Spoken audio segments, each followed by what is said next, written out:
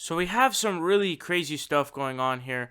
Cenk Uygur, the founder of the Young Turks and the main host of the Young Turks, has resigned from his position at the Justice Democrats. Now, the Justice Democrats is an organization that is trying to basically take Bernie Sanders' platform and his message and basically get candidates to run on that platform and that message.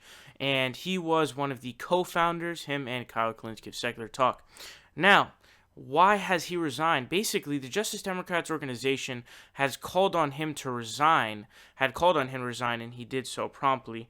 But basically, someone dug up this post that he made back in 2000. And here's what he said about it. He said, "The stuff I wrote back then was really insensitive and ignorant. If you read that today, what I wrote 18 years ago, and you're offended by it, you're 100% right. And anyone who is subjected to that material, I apologize to. And I deeply regret having written that stuff when I was a different guy." Uygur said he wrote the post while he was still a conservative before he underwent a political transformation into a liberal.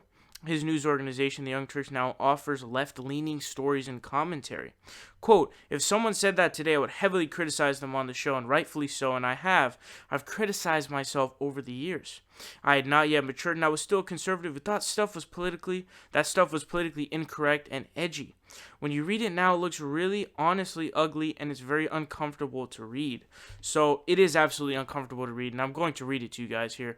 When when I read this, I was like, what the fuck? Like, why would you write this in a post?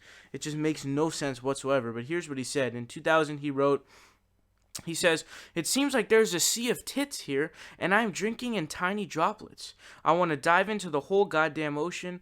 Obviously, the genes of women are flawed. They're poorly designed creatures who do not want to have sex nearly as often as needed for the human race to get along peacefully and fruitfully." What the fuck? It just makes no sense. It's so out of the blue. To me, it was just really shocking, obviously, because it's massively sexist, saying that, women are genetically flawed.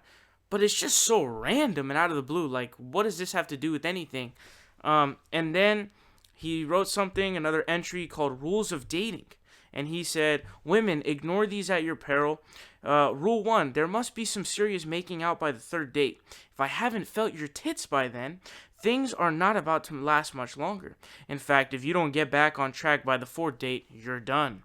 Rule 2, there must be orgasm by the fifth date." And he wrote about being with numerous women in New Orleans while drunk. He says, "I had one of the best nights of my life at Mardi Gras. I kissed over 23 women, saw and felt countless breasts, and was in a wonderful drunken stupor thanks to my friend John Daniels." John Daniels is, of course, Jack Daniels, the liquor. Now, these were posted in, those first one was in 2000, the next one was in 2003. Now, there's another post from 2004. Basically, this guy named David Kohler, who also works at TYT, they had basically described chatting to some underage teenage girls who he called whores in training, quote unquote. So this is it's really bad looking. Again, because I said what he said was wrong.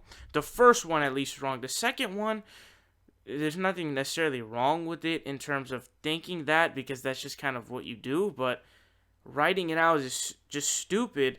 There's no place for it. It's not professional, and it's just ridiculous. It's pointless. It's weird. It's kind of, it's weird. But the thing here is, and this is the thing, okay? Here's why you should be weary, okay? And it is because it's the resistance group that is kind of using this. They are using this to basically smear Cenk. So here's the thing about Cenk. He wrote a lot of stupid shit when he was a Republican, when he was a conservative. So he wrote that the Armenian genocide didn't happen, which he now admits did happen. And he also wrote stupid crap like this. So you can just dig up a bunch of stuff from his past and say, oh, well, you wrote that back in the day, so you should resign. He should not have been forced to resign by the Justice Democrats because they're caving to a bullshit complaint by this resistance squad. All the things that he had were consensual. And again, he wrote this dumb shit when he was a conservative. And if he were to write that today, I would be against him. And I think that what the Justice Democrats have done is really stupid. And, just looking, when you type in Cenk and you see all the outrage, it's all from one group of people. And it's from the resistance. Because they are looking for ammo. They will not stop. They will not stop at anything to get him fired.